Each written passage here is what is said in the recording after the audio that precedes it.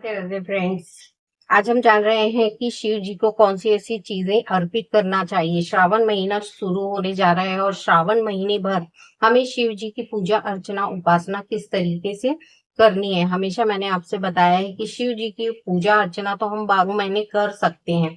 शिव जी को पूजने से ही हमारे जो पाप होते हैं वो कम होते हैं और जीवन में जो भी समस्याएं हैं उनका समाधान हमें मिलता हुआ चलता है। तो आपको क्या करना है, शिव जी की जितनी प्रिय वस्तुएं हैं इनका इस बार आपको क्या करना है, दान करना है। शिवालय में जाइए और शिव जी के लिए जो चीजें आप अर्पण कर सकते हैं इनके पसंद की वो आपको देना है। देखिए हमारी जो समर्पण होते हैं वो एक भाव जो परमेश्वरीय शक्तियों तक पहुंचते हैं वो बहुत मायने रखते हैं। हमेशा अपने अंतर मन से कृतज्ञ होते हुए समर्पित होते हुए ही हम भक्ति जब करते हैं तो कोई भी हो, चाहे शिव जी हो, हनुमान जी हो या श्री राम जी हो, जिनकी पूजा अर्चना हम कर रहे हैं, समर्पण भाव से करते हैं तो हमारी परेशानी बाधाएं तो दूर होती ही हैं, साथ ही साथ हमें जीवन में समस्याएं जो चल रही हैं वो भी कम होती दिखाई देना शुरू होती हैं। तो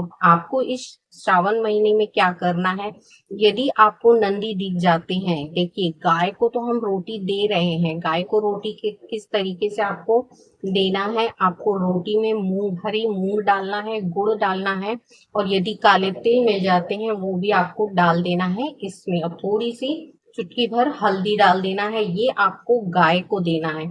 पूरे श्रावण महीने भर आपको ये देना है। सोमवार को तो आप देना ही है, क्योंकि सोमवार के सोमवार मैंने हमेशा कहा है कि हर सोमवार गाय को आप रोटी खिलाइए गुड़ के साथ। आपकी जो मनी से रिलेटेड प्रॉब्लम है, धन की जो परेशानी है वो हटना शुरू होगी और आपको हर जगह से रास्ते खुलते हुए नजर आएंगे। और इस श्रावण में आपको क्या करना है, सावन के महीने भर यदि आप नंदी की सेवा करते हैं, किस तरीके से करना है, आपको एक रोटी में क्या करना है, गुड़ और मूंग दोनों को मिला देना है और एक बेलपत्र इसमें डाल देना है और नंदी को खिला देना है। यदि आपको रोटी के साथ नहीं खिलाना है तो सिर्फ एक बेलपत्र के ऊपर गुड़ रख लीजिए और हरी मूंग रखते हुए इसको नंदी को खिला दीजिए। ऐसे हम बेलपत्र यदि देते हैं तो वो खा नहीं पाते या खाते नहीं हैं, पर हम यदि रोटी में डाल के इसको दे देते हैं, खिला देते हैं, तो ये शिव जी तक पहुंच जाता है। तो देखना है हमें कि इस श्रावण में हम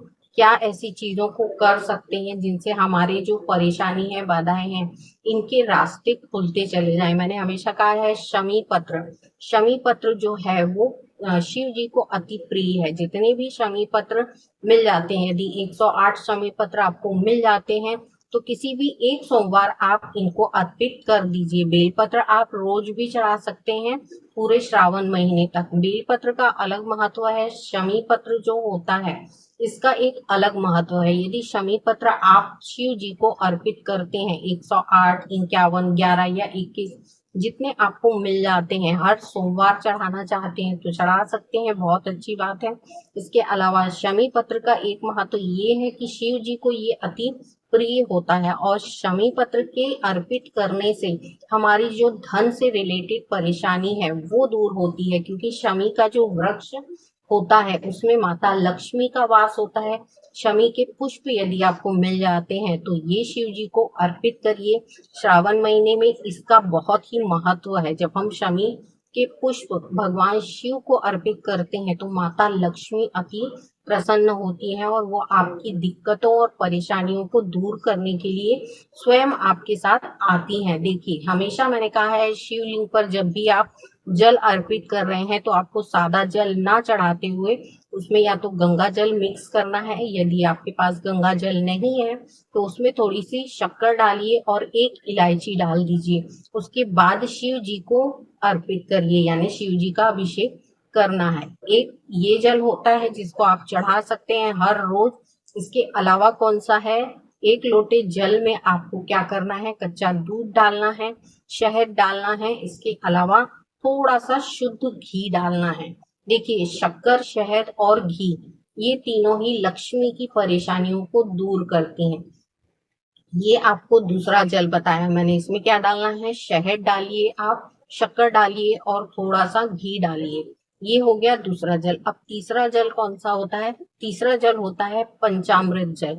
पंचामृत यानी एक ही पानी में आप क्या कर रहे हैं, दूध डाल रहे हैं, दही डाल रहे हैं, शहद, शक्कर और घी, इन चीजों को डालते हुए शिव जी का अभिषेक करिए। देखिए, अलग से यदि पंचामृत बना के ले जा रहे हैं तो बहुत ही अच्छा है। यदि आपके पास व्यवस्था नहीं है तो थोड़ी थोड़ी क्वांटिटी में डालते हुए एक लोटे जल में इसे मिक्स कर लीजिए और शिव जी का अभिषेक करिए। इससे आपकी धन से रिलेटेड परेशानी जो है वो दूर हो जाती है। इसके अलावा आपको क्या करना है, सफेद चंदन का घोल बनाना है और शिव जी के पूरे शिवालय पे उसका लेप करना है। कहते हैं सफेद चंदन के लेपन से, यदि हम सफेद चंदन का लेपन शिवालय पे कर देते हैं तो भगवान शिव अति प्रसन्न होते हैं, और जब वो प्रसन्न होते हैं तो वही सुकून और शांति हमारे जीवन में भी वो देते हैं। तो देखिए, करके देखने से हमें इन चीजों के रिजल्ट मिलते हैं। तो किसी भी एक सोमवार को इस प्रक्रिया को आप कर सकते हैं। यदि रोज नहीं कर सक रहे हैं तो किसी भी एक सोमवार को आपको ये करना है। देखिए, आपकी जितनी धन से रिलेटेड परेशानियां होंगी, बाधाएं होंगी, वो धीरे धीरे करके हटना शुरू होंगे और आपको कहीं ना कहीं से रास्ते मिलते चले जाएंगे। तो इस जो श्रावण का महीना है, भरपूर सेवा करिए शिव जी की। शिव जी की सेवा अर्चना उपासना से हमारे गृहस्थ जीवन की परेशानियां, बाधाएं दूर होती हैं। शिव और माता पार्वती दोनों को ही आपको एक मानते हुए पूजना है। जब भी आप शिवालय में जाते हैं तो माता आदि शक्ति के जो हस्त कमल होते हैं वहां पे आपको सिंदूर, कुंकु, सारी चीजें अर्पित करना है। जो भी चीजें श्रृंगार की होती हैं वो अर्पित करते हुए उनका मान रखना है और उनको अपनी परेशानियों और बाधाओं को बताते हुए उन्हें ये प्रेयर और प्रार्थना करनी है कि हमारी इन परेशानियों को आप दूर कर दीजिए, हमारे जीवन में सुख, समृद्धि और संपन्नता दीजिए। देखिए, प्रेयर प्रार्थनाओं से ही परमेश्वरी शक्तियां हमारे बस में आती हैं। मैंने हमेशा कहा है, जितना ज्यादा आप परमेश्वरी शक्तियों को समर्पण देंगे, अपने आप को समर्पित कर देंगे, अपनी बाधाओं को उनको समर्पित करेंगे, तो आपकी बाधाओं का कहीं ना कहीं हल मिलता चलेगा। तो इस श्रावण में आपको शिवालय पे चंदन का लेपन अवश्य करना है, जिससे शिव जी प्रसन्न होके आपके घर की सुख समृद्धि को बढ़ा देंगे। तो आज के वीडियो में इतना ही। भरपूर सेवा करिए श्रावण महीने में।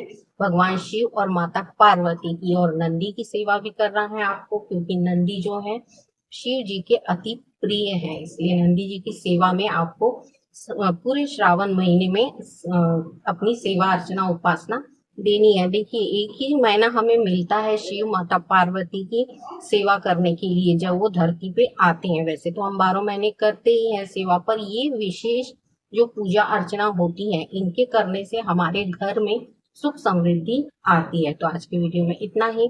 अगली वीडियो में फिर मैं मिलूंगी, तब तक के लिए राधे।